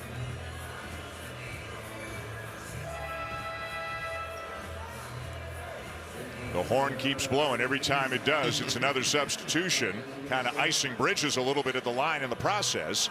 And Powell is back into the game, and Zach Edey is in the game right now for Canada. You talk about bringing some size in to try to secure a rebound. It's not going to get much bigger than that. Nope. Box out, young man. And it's important, Dan, when you go to box out, you don't go towards the basket. You go to your man and box out, hit your man, put your body on somebody. Do not allow them to get momentum or get their legs into the jump so they can tip it out.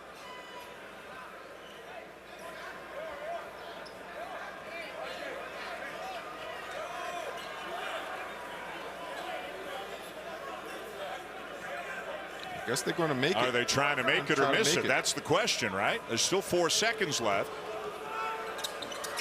Missed it. And they got it back.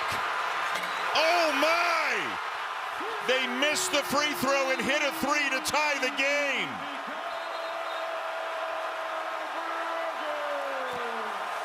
An unbelievable turn of events here in the closing seconds of regulation. I can't believe that. No one boxed out the shooter. You got to box out the shooter.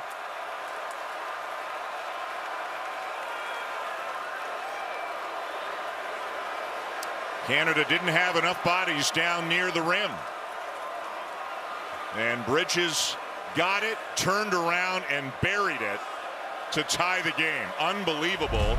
And they're checking to see how much time should be on the clock. They're going to put a little bit more on the clock, but that notwithstanding, Canada was that close, had the bronze medal within their grasp, and the USA has tied it in an unbelievable fashion.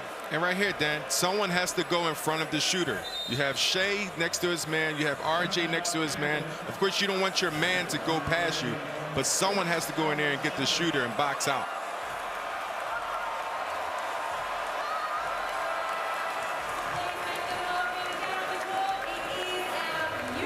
And so mentally right now, if you're the U.S., you're flying high. If you're Canada, it's like, what just happened? And they've got 0.6 of a second. But unless they can pull off something pretty remarkable here, this game is going to go to overtime. Now, you do advance the ball in FIBA, like in the NBA. So we'll see what kind of a play Jordi Fernandez is drawing up. And you still got time. With 0.6 seconds, you still got time to catch and shoot the basketball. So you can draw something up. You would like to get something going to the rim, but as you see right here, no one takes the shooter. And the rebound just happened to carry him to the side. Had it come straight back. Brooks was there. Edey had Kessler, but nobody picked up Bridges. And the shooter knows where the rebound is going better than anybody else. Definitely. You know when it's off. You know the direction you're trying to get it to go to. So Canada ball with 0.6 of a second remaining. Brooks will inbound it. And the U.S. has the 7-footer Kessler on the ball. Olynyk gets it off. Oh, and almost hit it. Oh my God, says Kelly Olynyk. And overtime is on the way. So now overtime, and how does Canada respond emotionally after what just happened in the closing seconds of regulation? And this one, you just got to shake it off and still continue to execute. USA, they've been double teaming. Get yourself in a rhythm, still make plays, be aggressive. Powell to Gilgeous-Alexander. And 2 more for Shea, who's now got 26. And what a play. Hitting Powell, back cutting. Powell with a nice touch pass. Pull up by Shea. Good execution coming out of that break.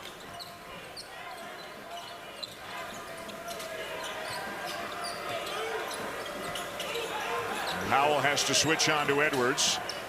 Edwards gives it up. Hart. Reeves gets it off and tipped out.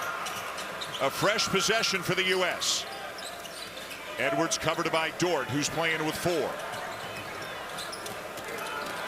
Great defense. Great defense by Lou Dort. And that's going to be key. Him playing defense. He has a tough assignment with 4 fouls. The U.S. with the small lineup. Powell is on the floor for Canada, so they've got 1 big. R.J. Barrett. Fade away, no. Tip by Powell. Dort has it, and back to Gilgeous-Alexander. Both teams crashing at offensive glass. The 3. Shea Gilgeous-Alexander, and it's a 5-point game. And even he cracks a smile after that one. And a foul on the floor committed by Gilgeous-Alexander, and that's number 4 on him.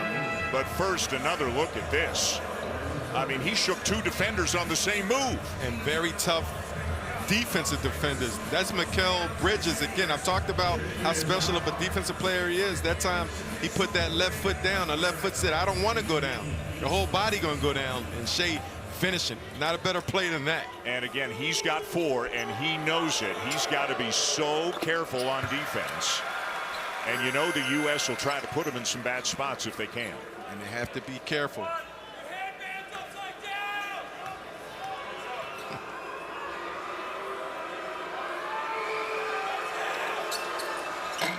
One of 2 for Hart. And a 4-point lead for Canada.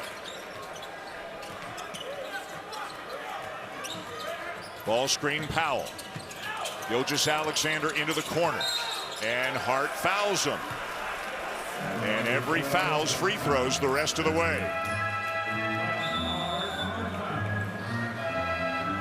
That's 5 fouls on Hart, one of their better defenders, energy guy, fouls out. But that's the challenge, guarding somebody like Shea.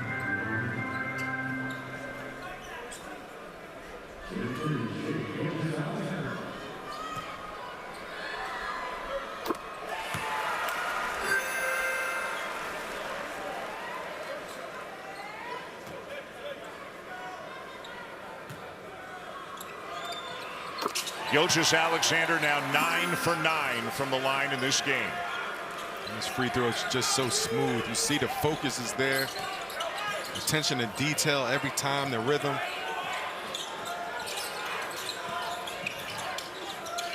Good ball movement by the U.S. Edwards finds Brunson. Brunson gets it again. Misses the 3. Powell had it, but it's knocked away, and then Powell fouls Reeves.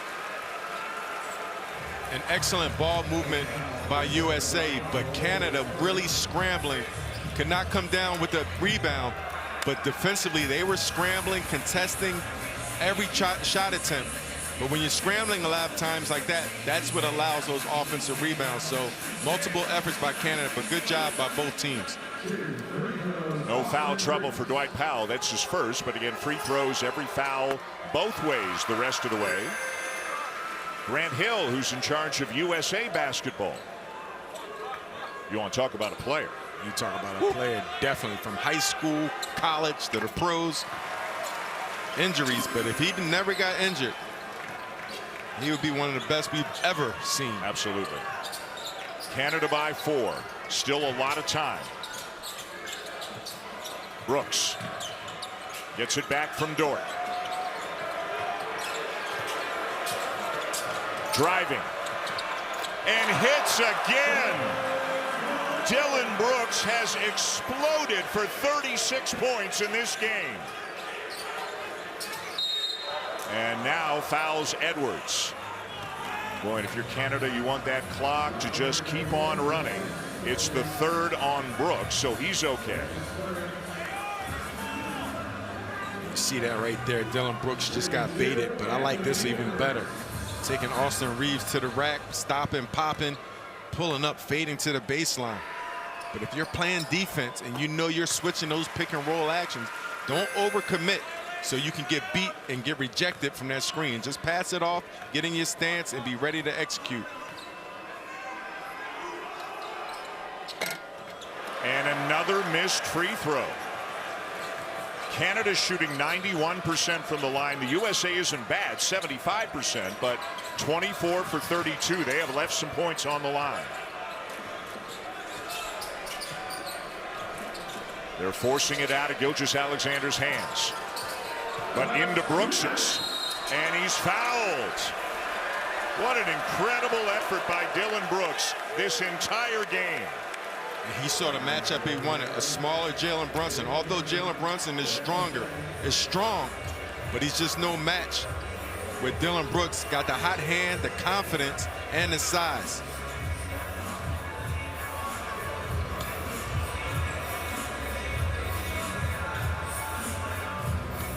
And you have to be happy for Dylan Brooks, who's committed, who's put his everything on the line. He has the reputation, but he's coming out big time.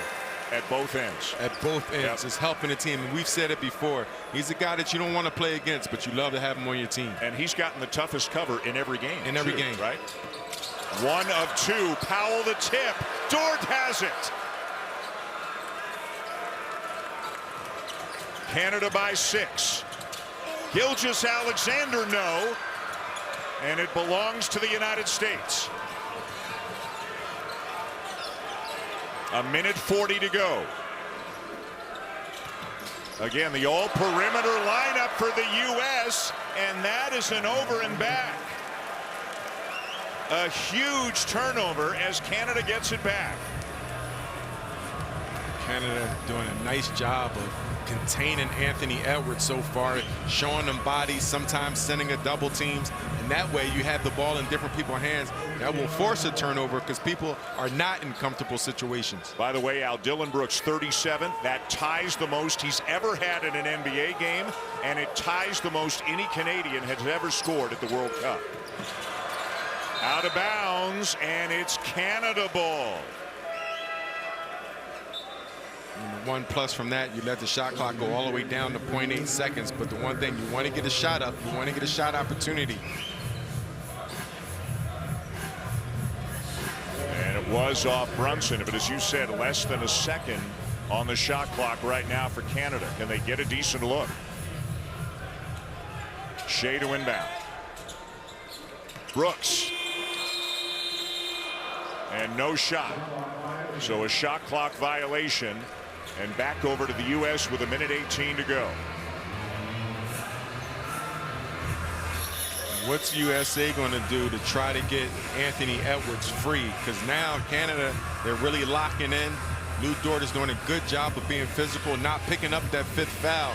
But also Canada showing bodies and rotating out of that, hustling and playing with a sense of urgency. Brunson and Reeves in the backcourt. Bobby Portis is back into the game now for the United States. Bridges and Edwards as well.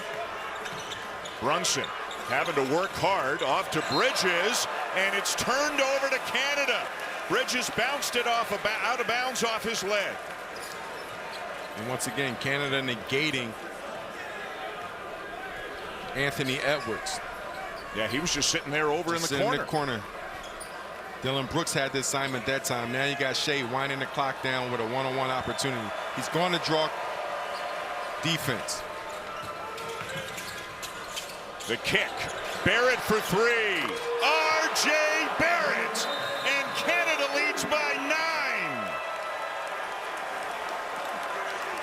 9. And all set up by who else? Shea Gilgeous-Alexander, who's got 12 assists in this game, Al, to go with the 31 points. And that's what you love to see. When teams are double teaming you, throwing defenses at you, get the ball out of your hand. Now everyone else is empowered to make plays, and Shea's been doing it all night, keeping USA team honest. And R.J. Barrett now the recipient of a great play, being ready, knocking it down. You're seeing Dillon Brooks, you're seeing Alexander Walker, now you're seeing R.J. Good job by Shea, drawing that defense, finding an open teammate, ready to deliver. If what Shea Gilgeous-Alexander did with OKC last year in the NBA wasn't enough for people to understand he's one of the best players in the world, this tournament has cemented it. And how about a huge shot for R.J. Barrett? He's got 23. That's his 4th 3 of this game.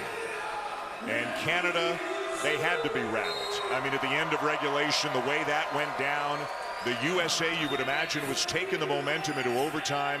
And what a response here by Canada in the extra session. Yes, they shook off the death blow by USA, but they battled back. They got themselves together. They got their composure, led by Shea.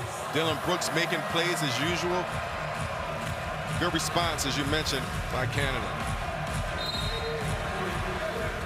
Halliburton to inbound for the United States. And Reeves was standing out of bounds when he caught the ball. His right foot was on the sideline when he caught the pass.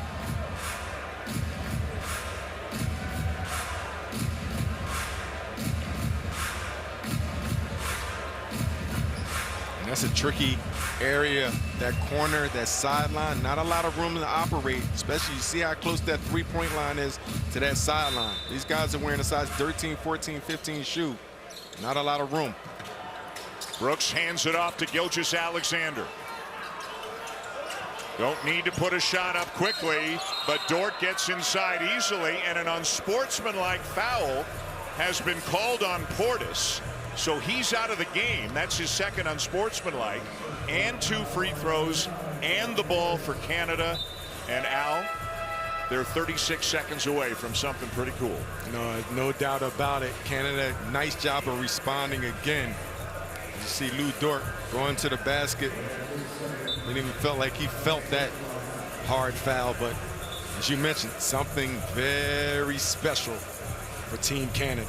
They wanted a medal of a different color. Obviously, so did the United States. The USA beaten by Germany, Canada losing to Serbia as Portis is out of the game. Lou Dort will get a couple of free throws, and then Canada will get the ball back as well. To beat France, to beat Latvia, to beat Spain, to beat Slovenia, to qualify for the Olympics. I don't know about you, I felt regardless of what happened today, this tournament was already a success for this program. And yes, we all understand this isn't the USA's best team and that 3 guys were out with illness. But again, this is still something to savor for this program. I know, no doubt about it. I mean, the way you battle and all the teams that you mentioned and the different style of plays and the different athletes and the different greatness that they played against and competed to be in this position to still play for a medal, qualify for the Olympics, something that hasn't been done in years. Yep. The U.S. has qualified for Paris as well. Brooks baseline. And again, they don't have to force a shot. And that's a turnover. It's out of bounds off Dort. So the U.S. will get the ball back with 26.9 to go. Reeves a deep one and banks it home. Are you kidding? And after that last regulation, I would not be giving up anything. Canada ball tipped out of bounds by Halliburton. 21.5 to go. First pick in a game of horse, Austin Reeves. And a tough spot from which Barrett has to inbound deep in the corner. Very deep, and you see USA, they haven't given up. So mentally, you got to put yourself back in that competitive mode, execution mode. And I think they're going to the monitor to see if it did indeed go out of bounds off the United States. An official review here. Ball in the out of bounds. Hey? Yeah. The edge here. This one. Okay. The ball changes direction. The ball changes direction. Let's see if we have any other angle. Maybe this on the top. This is the touch, okay? So he's touching, the time should be, it was 22.5, so 21.5, 7 seconds to pass. So we confirm the decision is a baseline. Is baseline? It's sideline, okay? No, baseline, okay? It is baseline. So it will be Canada okay? ball. They Corner, confirm that 7 seconds to Halliburton pass. did touch it. So our magic number is, made the calculation, okay? We confirm the decision. Canada ball.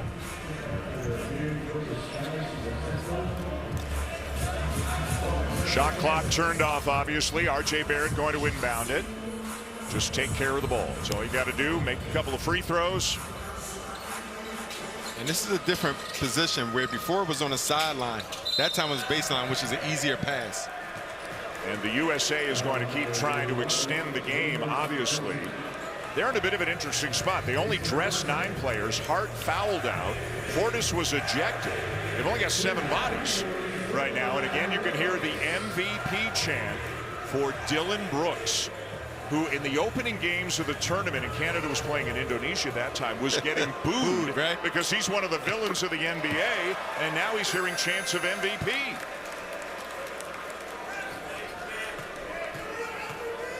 And an all-time Canadian record for most points in a World Cup game. Dylan Brooks with 39. Reeves again. Barrett down with it, and that is going to do it.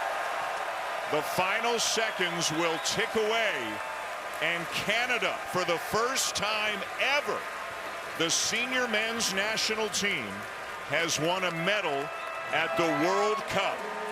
They had to fight hard. They had to make comebacks game after game. They let leads slip away here, including in the last second of regulation.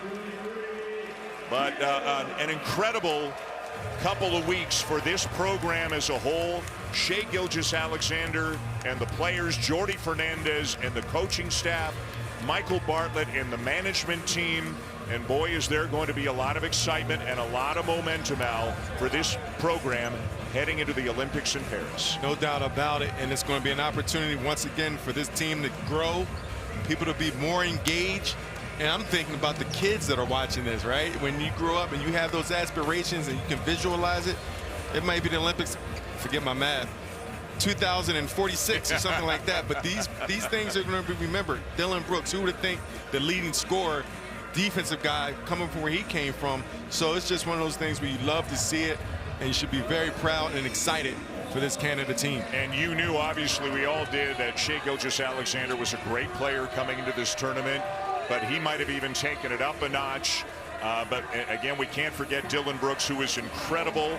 2 star players the entire tournament. Gilgeous-Alexander, Brooks, you know, the rest of the team as well, with Barrett and Dort and Alexander Walker and Powell and Olynyk and the rest. But from start to finish, what Gilgeous-Alexander and Dylan Brooks did was lift this team to another level. And no doubt about it. And got to give credit to Jordi Fernandez and the coaching staff of coming in, getting everyone together, implementing their styles. The coaches have to get more familiar with the players and what they can do and how to diagram plays and different structures and philosophies. So everyone across the board did a beautiful job. To everybody who woke up early or stayed up late or did a little bit of both, we're glad you were with us. What a game and what a tournament as Canada wins the bronze medal at the FIBA World Cup. Let's send it back over to Danielle.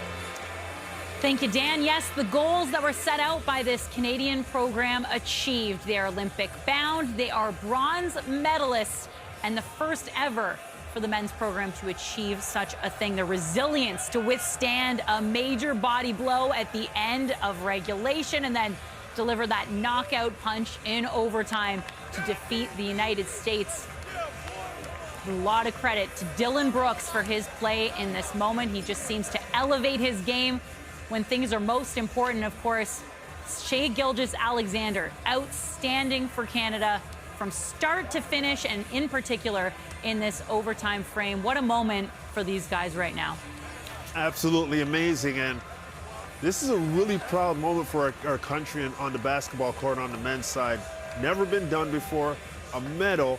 And moving forward, the confidence, the continuity that can be created from this, the belief that the future can be met with medal after medal after medal and podium performances, because we have the talent and they've proven it on the biggest stage. So it's going to be really, really fun to see this thing moving forward, but it's an amazing moment right now. We need to soak this in. These guys were great.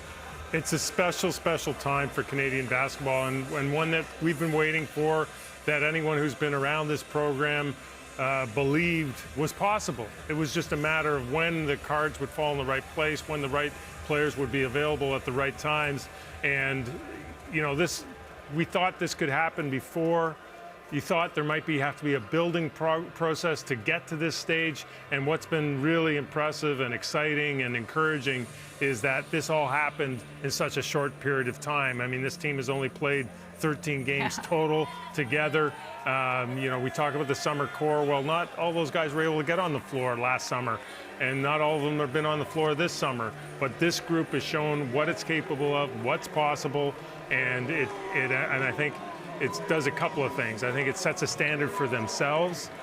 They can go into the Olympics next year as, you know, the third best team in the world, believing probably they should have made the final, believing probably believing probably they could have, should have won a gold medal. You see a guy like Dylan Brooks winning game MVP. And well deserved. Yes. the biggest game of his life, setting an all-time Canadian record for scoring at a World Cup, shutting up so many people. And how is he going to feel going into Houston, coming off a really tough year for him in various respects in Memphis, knowing that this is the kind of player he can be, and it's gratifying for him. He's been great all tournament. He was incredible today, and you know, and we were always saying, Sherm, you know, we thought we knew what SGA could do in a tournament like this. He delivered.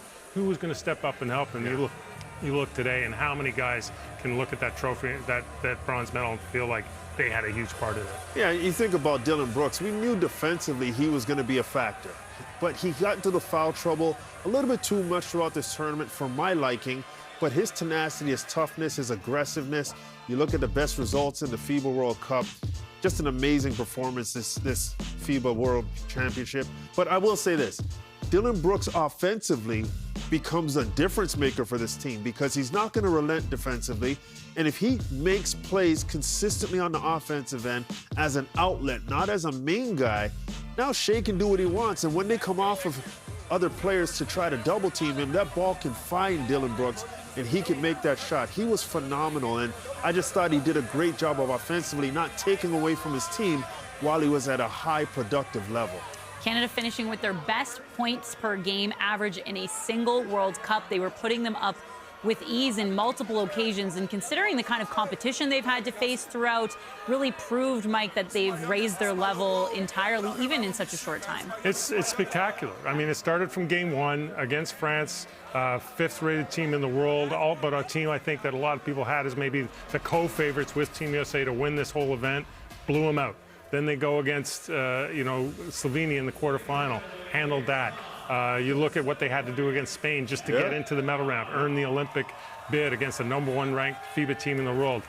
Took care of their business in a very tough situation. And here against Team USA, #2 ranked team in the world, they get it done again. So just a really, I think this tournament will go down as a milestone for Canadian basketball, obviously with the medal and all of that. But I think we're gonna look back 4, 8, 12 years from now, and we've seen other countries have these runs. Sherm, against those great Argentinian teams that were sort of the dominant figures in world basketball for a long time. Spain is just maybe at the end of an incredible cycle there, and you know, you wonder, is this going to be Canada's time to be the next great Canadian or next great nation in basketball? And I don't see any reason why not. As you can see, the medal ceremony starting, and Kelly Olynyk, Captain Canada, the first to get one placed around his neck. Something sweet about that, Sherm. He's been representing his country since 2008, and he's suffered through a lot of the heartbreak that this team has seen. Yeah, this is well-deserved and well-earned by Kelly Olynyk. He's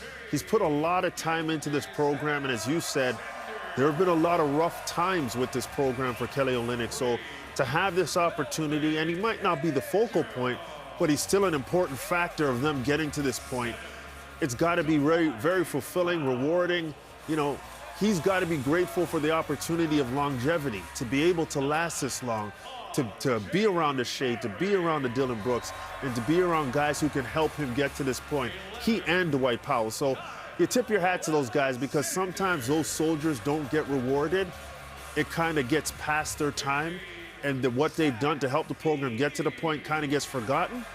It's great to see Kelly get this opportunity, but also he'll get a chance, if healthy, to play in an Olympic event. In 2006, Canada didn't qualify for the World Cup. In 2010, they were 22nd. Kelly Olynyk was 19 years old, put on the team, didn't get off the floor, didn't get on the floor, and a loss to Lebanon to open that tournament. They went 0-5.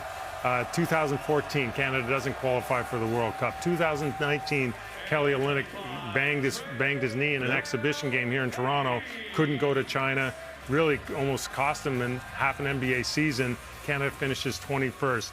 And so to see that kind of progression and the depths that Canada has had to kind of lift themselves from, it's a very, very special thing. And it's great to see, as Sherm says, a guy like Kelly Olynyk awarded. I'm really glad Melvin Ejim is on this team. I'm really glad that Phil Scrubb is on this team. I'm really happy for, I believe the number is 33 players in total that had to play for Canada in the qualifying windows.